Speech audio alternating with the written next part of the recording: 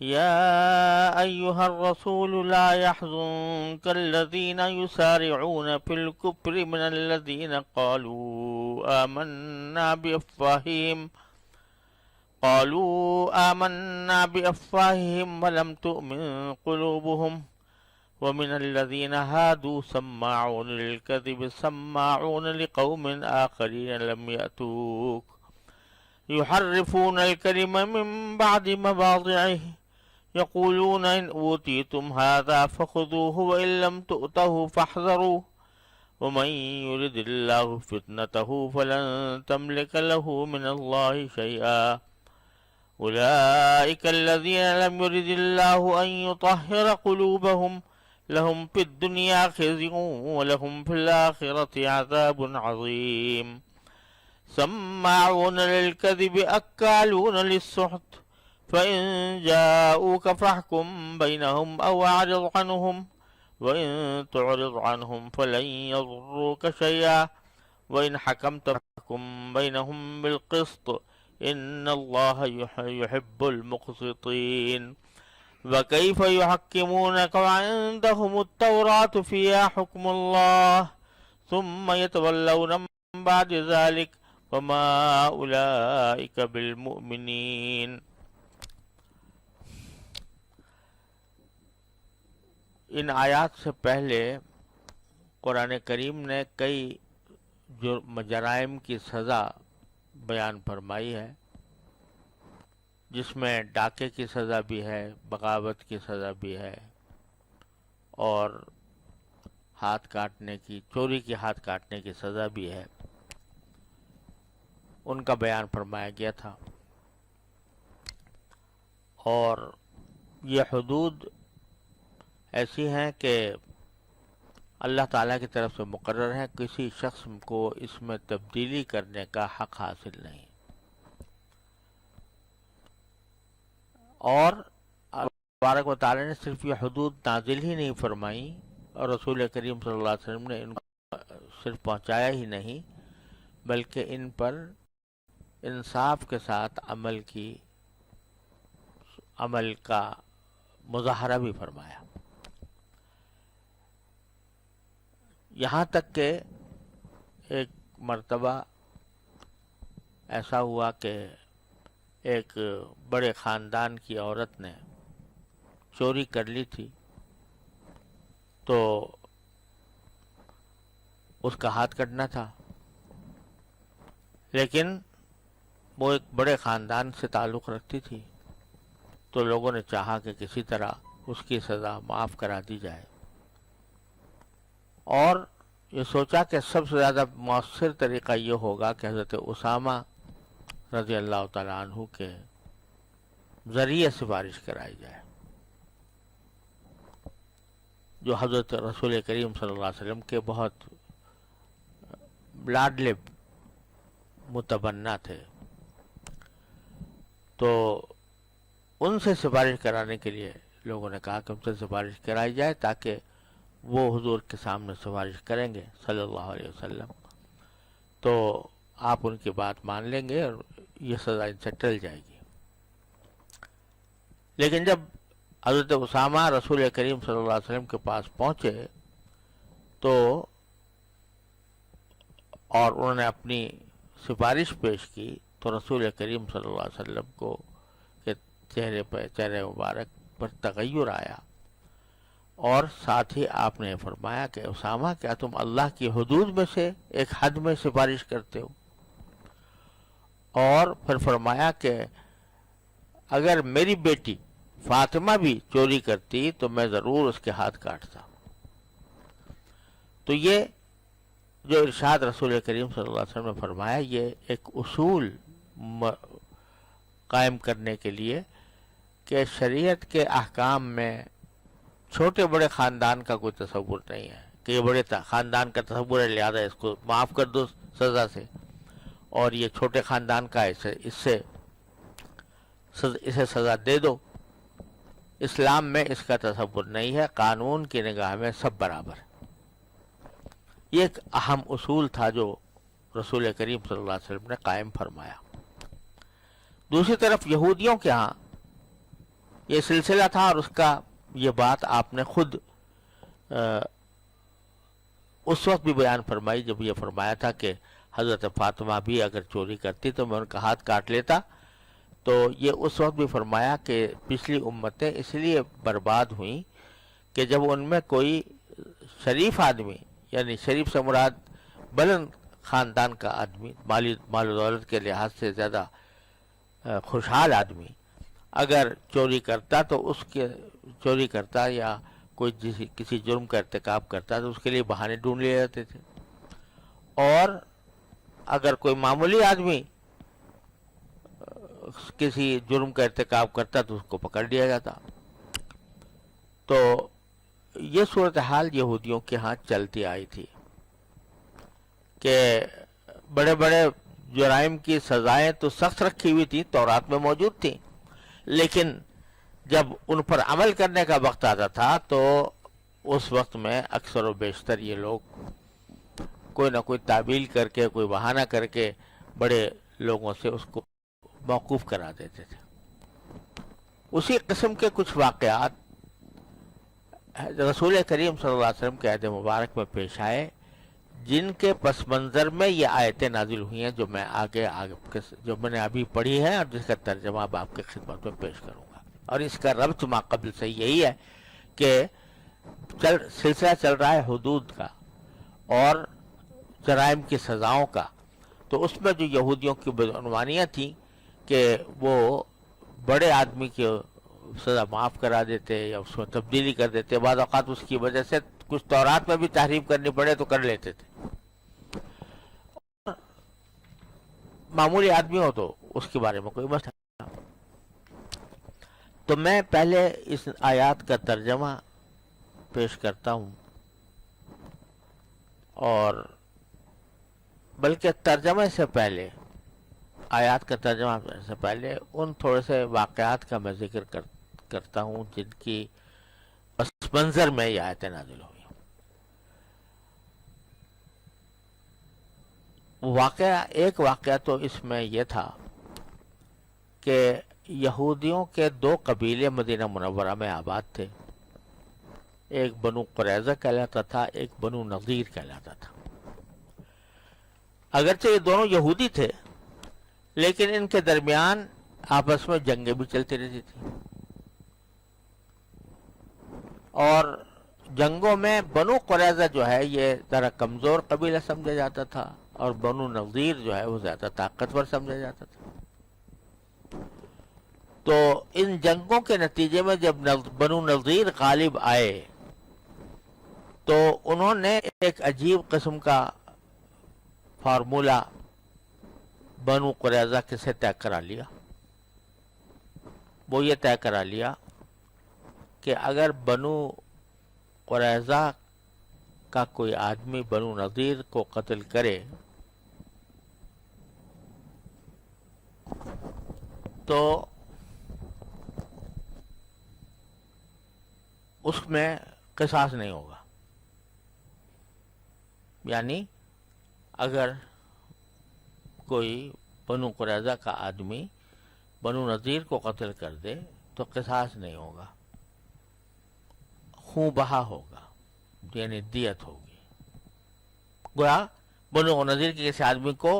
قصاصاً قتل کرنے کا کوئی راستہ نہیں. اور دوسری طرف اگر بنو قریظہ کا کوئی آدمی بنو نضیر والا قتل کر دے تو اول تو قصاص ہے، اور اگر قصاص کسی وجہ سے نہ لیا جا سکے، یعنی قانوناً، مثلا یہ کہ قتل عمد نہیں تھا، شبہ عمد تھی، شبہ عمد تھا یا قتل خطا تھا مثال کے طور پر، تو اس صورت میں اس کو دیت دی جائے گی، لیکن دیت دگنی ہوگی. جتنی بنو نضیر کے آدمی کو قتل کرنے کی دیت ہے وہ اتنی اس قسم کی دیت اس سے دگنی ہوگی. تو یہ ایک قسم کا ایک ظالمانہ فیصلہ کرا لیا تھا انہوں نے بنو قریظہ سے. اب بنو قریظہ نے دب کر یہ فیصلہ قبول تو کر لیا تھا، لیکن ظاہر ہے کہ اس پر ان کو ظاہر ہے یعنی اسے ناگوار تھا کہ یہ اگر فیصلہ ہمارے اوپر اس طرح امتیازی فیصلہ کیا جائے گا تو ہمارے لیے نقصان دہ ہوگا۔ اسی دوران رسول کریم صلی اللہ علیہ وسلم مبعوث ہو گئے، مدینہ منورہ تشریف لے آئے۔ تو اب اس وقت ان کے دل میں خیال یہ پیدا ہوا، بنو قریظہ کے دل میں خیال یہ پیدا ہوا کہ حضرت رسول کریم صلی اللہ علیہ وسلم جو احکام بیان فرماتے ہیں لوگوں کے سامنے، وہ تورات کے سخت احکام کے مقابلے میں نرم معلوم ہوتے ہیں۔ تورات میں بہت سختی تھی احکام میں، خاص طور سے طہارت کے باب میں اور مختلف احکام کے تحت۔ تو ان کو چاہیے، بنو قریظہ کے دل میں خیال پیدا ہوا کہ ہو سکتا ہے کہ رسول کریم صلی اللہ علیہ وسلم کے پاس اگر جا کر ہم پوچھیں تو وہ ہمارے لیے کوئی نرمی کا راستہ تجویز فرما دیں۔ تو بنو قریظہ نے بنو نضیر سے کہا کہ بھئی یہ تم نے ہمارے اوپر ظالمانہ قانون مسلط کر رکھا ہے، یہ بڑی ناانصافی ہے، اس کو بدلنا چاہیے۔ بنو نضیر نے کہا ہم نہیں بدلیں گے۔ تو بنو قریظہ نے تجویز پیش کی کہ اچھا ایسا کرو کہ کچھ لوگ اور بھی تھے یہودی، انہوں نے آپس کے تنازع کو ختم کرنے کے لیے تجویز پیش کی کہ چلو رسول کریم صلی اللہ علیہ وسلم کی خدمت میں پہنچ جاتے ہیں۔ ایمان نہیں لائے تھے یہ لوگ، لیکن کہا کہ رسول کریم صلی اللہ علیہ وسلم چونکہ ان کے ساتھ ہم نے ایک معاہدہ کیا ہے، امن کا معاہدہ، تو انہیں جا کر اس مسئلے کو حل کرا۔ تو بنو نذیر دیکھنے میں تو راضی ہو گئے اس بات پر کہ چلو رسول کریم صلی اللہ علیہ وسلم سے معاہدہ کرائیں گے۔ تو لیکن ایک طرف تو یہ کیا کہ چلو ہم یہ فیصلہ رسول کریم صلی اللہ علیہ وسلم سے کرا لیں گے، دوسری طرف کچھ ایک ٹیم تیار کی اپنے لوگوں کی، اور وہ ایسے لوگوں کی تھی کہ جو منافقین تھے، زبان سے کہتے تھے کہ ایمان لے آئے ہیں، اندر سے وہ یہودی تھے، کافر تھے۔ تو ان سے کہا کہ آپ جا کے ذرا معلوم کرو رسول کریم صلی اللہ علیہ وسلم سے کہ اگر یہ لوگ آپ کے پاس یہ فیصلہ لے کر آئیں تو آپ ان کے حق میں کرو گے یا تو اگر وہ چپکے سے جا کے پوچھ لینا پہلے، اگر وہ کہیں کہ ہاں بنو نذیر برحق ہیں، ہم بنو نذیر سے معاہدہ اس کی پابندی کرائیں گے، تب تو ان کی بات سن لینا اور مان لیں گے ہم یہاں پر آ کر کے بھئی رسول کریم صلی اللہ علیہ وسلم کے فیصلے کو ہم مانتے ہیں۔ اور اگر وہ یہ کہیں کہ نہیں یہ فیصلہ غلط ہے، یہ معاہدہ غلط ہے، تو ہم ان کے پاس نہیں جائیں گے۔ لہذا یہ سب آپ سن گن لے کر ہمارے پاس آ جانا، تو اب ہم اس کے بعد فیصلہ کریں گے کہ فیصلہ رسول کریم صلی اللہ علیہ وسلم پہ کرانا ہے یا نہیں۔ ایک تو یہ واقعہ ہے، رسول کریم صلی اللہ علیہ وسلم کو اللہ تعالیٰ نے بذریعہ وحی ساری ان کی سازشوں کا پتہ دے دیا، اور اس کا ذکر یہاں پر ان آیات میں آ رہا ہے۔ دوسرا واقعہ یہ پیش آیا کہ جس طرح اسلام میں کوئی شادی شدہ مرد یا شادی شدہ عورت اگر زنا کا ارتکاب کر لے تو اس کی سزا سنگساری ہے، جس کو رجم کہا جاتا ہے۔ اگر یہ آپ کے پاس آ جائیں، فاحکم بینہم او اعرض عنہم، تو آپ کو اختیار ہے کہ چاہیں تو فیصلہ کریں اور چاہیں اعراض کر لیں، فرمائیں کہ ہم نہیں بھائی تمہارے معاملات میں پڑھتے نہیں، تم جانو تمہارا کام جانے، تم جیسے ہم کوئی فیصلہ نہیں کرتے۔ آپ کو اختیار ہے، چاہے فیصلہ کریں چاہے انکار کر دیں۔ وَإِن تُعْرِضْ عَنْهُمْ، اور اگر آپ ان کا فیصلہ نہ کریں، एराज करें फलन यज़ुर्रुका शैआ, तो आप इत्मीनान रखें कि ये आपको कोई नुकसान नहीं पहुंचा सकेंगे, कि उनको जो शिकवा होगा कि आपने हमारा फैसला नहीं किया, उस पर यह कोई नुकसान आपको नहीं पहुंचा सकेंगे। व इन हकमता फहकुम बैनहुम बिल क़िस्त, और अगर फैसला करने का इरादा कर लें आप, तो फिर उनके दरमियान इंसाफ से फैसला कीजिएगा। इन्नल्लाह युहिब्बुल मुक़्सितीन, बेशक अल्लाह इंसाफ करने वालों को पसंद करता है। बकैफ युहक्किमूनक व इंदहुमुत तौराह फिहा हुक्मुल्लाह, और ये कैसे तुमसे फैसला लेना चाहते हैं जबकि उनके पास तौरात मौजूद है जिसमें अल्लाह का फैसला दर्ज है। फिर इसके बाद फैसले से मुंह भी फेर लेते हैं। सुम्मा यतवल्लौन मिन बाद ज़ालिक, फैसले पर मुंह भी फेर लेते हैं।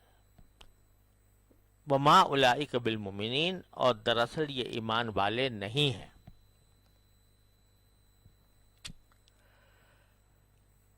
अब यहाँ जरा सी एक बात काबिल ज़िक्र है कि इस जगह तो रसूल करीम सल्लल्लाहु अलैहि वसल्लम ने ये इरशाद फरमाया कि अगर ये बात तुम्हारे पास फैसला लेकर आए तो तुम्हें इख्तियार है, चाहे इनका फैसला करो चाहे ना करो, दोनों बातों में से जो चाहे आप कर सकते हैं। लेकिन आगे इसी सिलसिले आयात के अंदर आयत नंबर 48 में ये फरमाया कि फहकुम बैनहुम बिमा अंज़लल्लाह वला तत्तबि हवाहुम, कि इनके दरमियान फैसला करो और अल्लाह ने जो वही आपके ऊपर उतारी है और जो अहकाम आप पर नाजिल फरमाए हैं उनके मुताबिक फैसला करो और इनके ख्वाहिशात की पैरवी ना करो। तो बज़ाहिर इन दोनों में एक फ़र्क नज़र आ रहा है कि शुरू में तो आपने फरमाया कि आप चाहें तो फैसला करें चाहे ना करें और इनकार कर दें, और आगे जाकर बिल्कुल जज़्म के साथ फरमाया कि आप इनके दरमियान फैसला करें। अब यहाँ दरहकीकत समझने की बात यह है कि मदीना मुनव्वरा में कुछ लोग तो वो थे जो रसूल करीम सल्लल्लाहु अलैहि वसल्लम के साथ मुआहदा करके ज़िम्मी बन गए थे, यानी वो अगरचे न गैर मुस्लिम थे मगर उन्होंने रसूल करीम सल्लल्लाहु अलैहि वसल्लम से ये मुआहदा कर लिया था कि हम आपके मातहत बनकर रहेंगे और आपके अहकाम के पाबंद भी होंगे। ये लोग ज़िम्मी कहलाते हैं। और कुछ वो लोग थे कि जो अभी तक जिन्होंने ये अक़्दे ज़िम्मा यानी ये मुआहदा नहीं रसूल करीम सल्लल्लाहु अलैहि वसल्लम से नहीं किया हुआ था। ये बनु नज़ीर जिनका मैं अभी जिक्र किया, ये उन लोगों में दाखिल थे कि जो अभी तक इनका अक़्दे ज़िम्मा नहीं हुआ था और ये रसूल करीम सल्लल्लाहु अलैहि वसल्लम के मुखालिफिन में शुमार होते थे। और एक वो लोग थे जिनको इन्होंने उकसाया कि जाकर रसूल करीम सल्लल्लाहु अलैहि वसल्लम से बात करें और उनसे पूछें कि अगर आपसे फैसला किया कराया गया तो क्या आप फैसला करेंगे। वो लोग मुनाफिक थे, यानी अगरचे अंदर से वो काफिर थे लेकिन अपने आप को इस्लाम मुसलमान जाहिर किया हुआ था, लिहाजा उनके साथ एक अक़द था। तो जो पहली जगह है जहाँ पर चाहे आप फैसला करें चाहे न करें, ये उन काफिरों के बारे में है कि जिनके साथ आपका कोई मुआहदा नहीं है, तो फिर आप उनके दरमियान फैसला करने के पाबंद भी नहीं है, चाहे तो करें चाहे न करें। और दूसरे जहाँ ये फरमाया कि आप ज़रूर फैसला करें अल्लाह के कलाम के मुताबिक, तो इससे मुराद वो हैं जिनके साथ बाकायदा अक़्द ज़िम्मा हो गया, ज़िम्मी बन गए, यानी ایک مسلمان ریاست کے غیر مسلم شہری بن گئے، جو اپنے دنیاوی حقوق کے اندر تو برابر ہوتے ہیں مسلمانوں کے ساتھ، جیسے حقوق مسلمانوں کے ویسے غیر مسلموں کے بھی، لیکن اتنا فرق ہوتا ہے کہ وہ اپنے جو مناکحات اور عبادات کا جہاں تک تعلق ہے وہ تو رسول کریم صلی اللہ علیہ وسلم سے ہٹ کر اپنے طور پر کرتے رہیں، کوئی مسئلہ نہیں ہے، کیونکہ وہ ان کا غیر مسلم ہو کر رہنا اسلامی ریاست نے قبول کیا ہے، اس واسطے اسلامی ریاست ان کو یہ تحفظ فراہم